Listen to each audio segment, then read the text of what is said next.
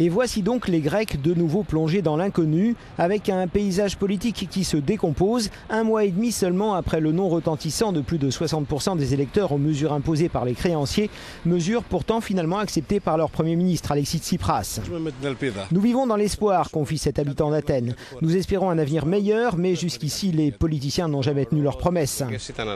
Je ne pense pas qu'on puisse échapper à de nouvelles élections, en raison de l'éclatement de Syriza, estime cet autre. Mais c'est peut-être une bonne nouvelle, car cela peut être l'occasion de clarifier le paysage politique. Sinon, dans la configuration actuelle, le parti au gouvernement ne pourrait pas respecter ses engagements envers les créanciers. Syriza n'était plus assez fort au Parlement pour faire adopter des lois cruciales et Tsipras était en difficulté pour diriger le pays, commente cette femme.